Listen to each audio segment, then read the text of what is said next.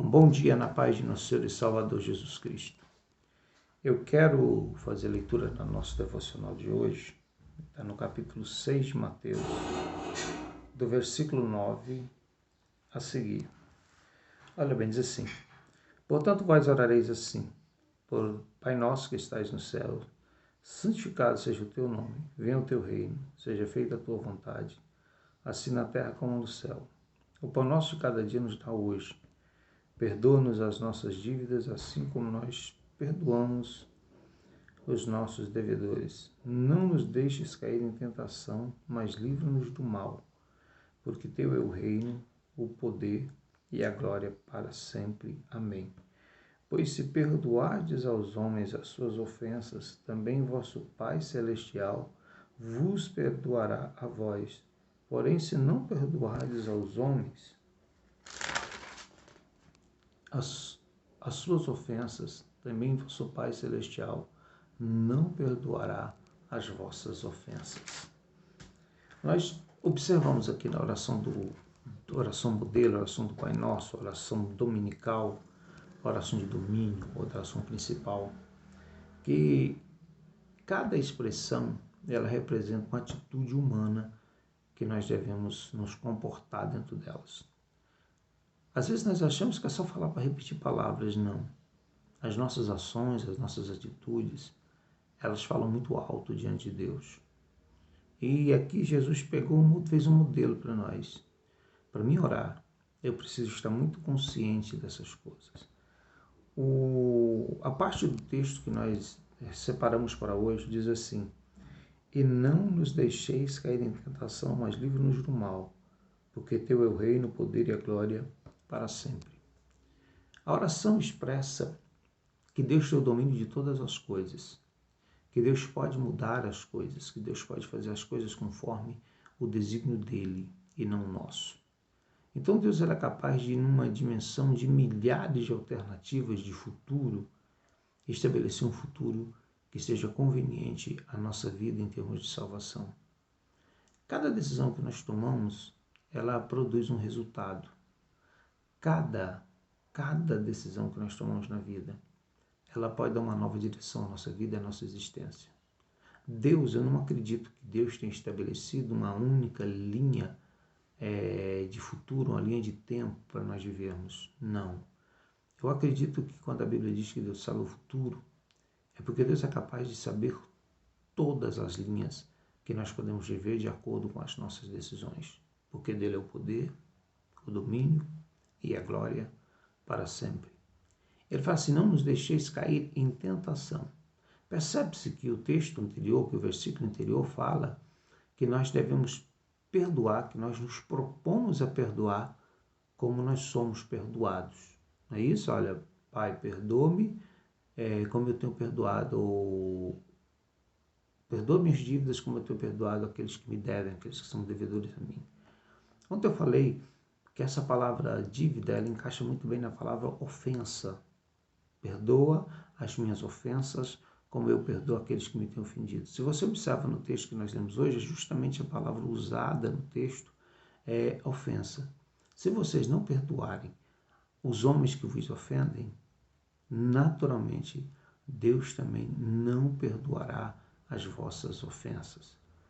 Se nós queremos um benefício de Deus, nós precisamos fazer benefício aos homens. Nós precisamos conviver bem com pessoas.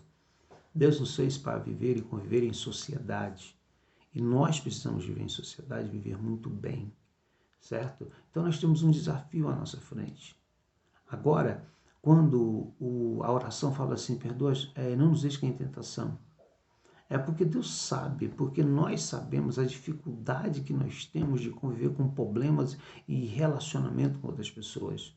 Porque quando as pessoas nos ofendem, por mais que nós queiramos repetir essa oração como uma reza, nós sabemos que não é fácil perdoar, não é fácil passar por cima, e na verdade se torna uma tentação terrível na nossa vida, porque nós somos às vezes tendentes à inimizade, tendentes a ser inimigo de pessoas. Mas diz assim: olha, não nos deixe cair em tentação, Senhor. Não nos deixe, passar por experiências que nós não possamos vencê-las. A Bíblia diz que nós não somos tentados além das nossas forças, porque Deus não permite nós sermos tentados além daquilo que a gente possa suportar. Sabe por que tem pessoas que sofrem mais na vida do que outras? É porque elas são muito mais fortes do que outras. Você sabe por quê? Que nenhuma provação nossa se equipara à provação vivida pelo justo Jó, que a Bíblia conta a história, porque Jó era muito mais forte do que eu, muito mais forte do que você. Então põe na cabeça uma coisa. Essa dificuldade que você está vivendo e passando, ela é possível de ser vencida. Porque a Bíblia diz que Deus não permite que nós sejamos provados ou tentados além daquilo que nós podemos suportar. Todas as provações e tentações da nossa vida, ela vem no limite da nossa força, ela não vem acima, ela não vem além do que nós possamos. Mas sempre ela virá e nós teremos condições de vencer todas as tentações que se levantarem contra a nossa vida. E nós devemos pedir assim, Senhor, não me deixe cair em tentação. Não deixe, meu Deus, que eu seja provado, não deixe que a minha amizade, não deixe que as pessoas ao meu redor me afrontem de tal forma que eu não consiga superar a afronta, mas que eu consiga perdoar as dívidas, que eu consiga perdoar as ofensas dos outros contra mim. Porque isso é um grande desafio. Eu sou pastor de igreja há alguns anos. E uma das coisas que as pessoas mais reclamaram para mim, que eu mais vejo, é quando a gente toca nesse assunto do perdão, é que as pessoas acham difícil perdoar, difícil conviver naturalmente com os outros. Como é apanhar num rosto e oferecer o outro? Sabe como que é isso? É você conseguir superar a ofensa. É você olhar para uma pessoa que lhe ofendeu e tratá-la normalmente. Quando você faz isso, você está dando oportunidade à pessoa que te ofendeu de arrepender e de pedir perdão. Nós precisamos conviver bem em sociedade. Aí a Bíblia fala assim, aquilo que vocês querem que os homens vos façam, fazei a eles. O que nós queremos que as pessoas façam por nós? Às vezes nós somos tão egoístas que nós queremos que as pessoas façam tudo por nós, mas nós não estamos dispostos a fazer nada pelas pessoas. Diz que um certo homem tinha um conflito dentro de casa, um conflito interno terrível com a esposa, casou, e o casamento não ia lá muito bem. A mulher parece que não atendia às expectativas daquele marido. E aquele homem possuía muitos bens, ele era rico materialmente. Ele mediu de todas as formas e pensou, se eu separar dela agora, a metade dos meus bens vai para ela. Eu vou matar a mulher. Ele teceu no seu sentimento, no seu coração, que ele deveria dar um fim à vida da sua esposa, para que ele se livrasse dela e não perdesse dos seus bens materiais. Aquele casamento deteriorou muito rápido, ele foi desfazendo muito rápido. Mas ele sabia que existia um homem sábio, um velho sábio, que ele podia conversar com ele. E ele estava disposto a ser muito honesto com aquele sábio. Ele procurou a casa do sábio buscando um conselho de como ele se livraria da sua esposa sem ser o principal suspeito da morte dela. Aquele sábio conversou com ele e explicou, olha, se você tirar a vida da sua esposa de uma forma muito brusca, você não perde só a metade dos seus bens, você vai perder todos os bens, porque você vai ser preso e vai ser privado da sua liberdade. E ele diz, então como eu faço para me livrar dessa esposa, sem perder os meus bens? Aquele sábio sabia que por trás daquilo tudo tinha uma coisa muito mais importante do que os bens, muito mais importante do que dinheiro, que era o próprio relacionamento daquele casal. Ele olhou para ele e falou assim, eu vou te dar a solução. Foi lá dentro de um cômodo que ele tinha na sua casa e voltou com um certo veneno de cor branca e falou para ele, olha, a sua mulher tem que morrer lentamente. Você não pode dar fim nela de uma vez, porque você seria o principal suspeito. Faz o seguinte, você vai levar esse veneno e você vai, em todas as refeições que vocês fizerem, você vai colocar discretamente escondido o veneno na refeição dela. E vai ser que com o passar dos meses, com o passar do tempo, ela vai morrer. E ninguém vai perceber como isso aconteceu, porque isso vai acontecer lentamente. E ele orientou, olha, faça o café da manhã para ela, levante da cama primeiro, faça o café da manhã. Quando você estiver ajeitando o café da manhã, bota uma colherzinha pequena dessa substância no café da manhã dela. Faça o almoço para ela. Tire algum dia e fala para ela ficar tranquila e cozinhe para ela. Aproveita a oportunidade e coloca um pouquinho desse veneno na comida e dê para ela comer. Convide ela para sair. Leva ela para lanchar fora, leva ela na churrascaria, leva ela para comer em lugares diferentes.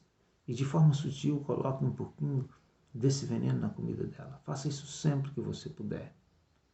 Aquele homem chegando em casa, ele estava com um plano arquitetado, que ele mataria sua mulher lentamente, como o sábio havia lhe ensinado. E ele começou pela manhã. Ele nunca tinha feito isso, mas agora ele estava fazendo.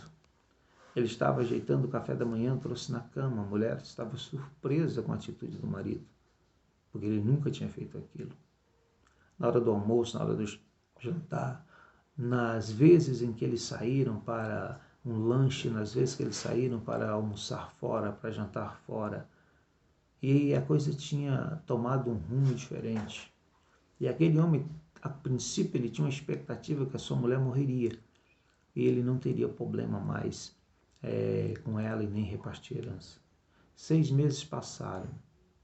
A mulher ainda não havia morrido, mas ela havia mudado.